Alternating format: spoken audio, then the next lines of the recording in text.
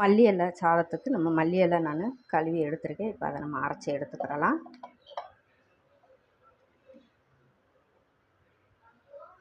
இதில் ஒரு பச்சை மிளகா,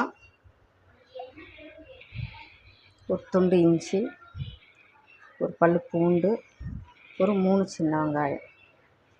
இப்போ இதை நம்ம அரைச்சி எடுத்துக்கிடலாம். இப்போ மல்லி எல்லாம் அரைச்சாச்சு. இப்போ ஸ்டவ் ஆன் பண்ணி கடாய் வச்சுருக்கேன். இப்போ கடாயில் நம்ம எண்ணெய் சேர்த்துக்கலாம். வெரைட்டி ரைஸ் செய்யும்போது நல்லெண்ணெய் எடுத்துக்கோங்க லஞ்ச் பாக்ஸுக்கு.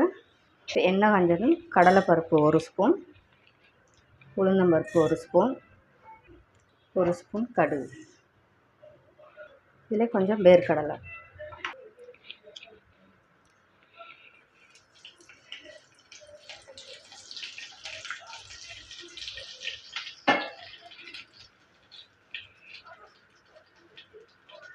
இப்போ கடுகு உளுந்தம்பருப்பு எல்லாம் பொரிஞ்சிருச்சு. இப்போ இதில் ஒரு வத்தல் சேர்த்துக்கலாம். சேர்த்துட்டு இப்போ நம்ம அரைச்சி வச்ச மல்லி இலையும் சேர்த்துக்கலாம்.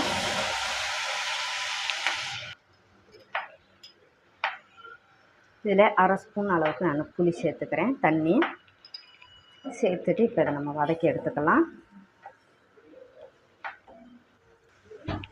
இப்போ இதில் கொஞ்சமாக நம்ம உப்பு சேர்த்துக்கலாம். ஏற்கனவே சாதத்தில் உப்பு சேர்த்துருக்கோம். இது மல்லி இலை பேஸ்ட்டுக்காக நம்ம உப்பு சேர்த்துக்கலாம்.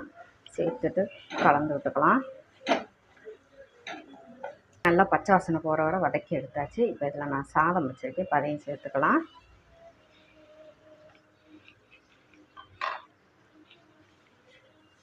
சேர்த்துட்டு இப்போ இதை கலந்து விட்டுக்கலாம்.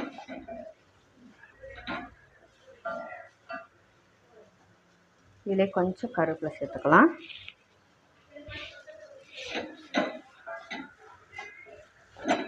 இப்போ நம்மளுடைய அருமையான மல்லி இலை சாதம் லஞ்ச் பாக்ஸுக்கு இன்றைக்கி நம்ம பார்த்துருக்கோங்க.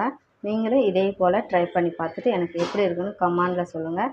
இந்த வீடியோ பிடிச்சிருந்தா டேஸ்ட்டு குக்கை சப்ஸ்கிரைப் பண்ணுங்கள், லைக் பண்ணுங்கள். 2 பேர் பார்க்கணுன்னு நினச்சி விட்டால் ஷேர் பண்ணி விடுங்க. தேங்க்யூ.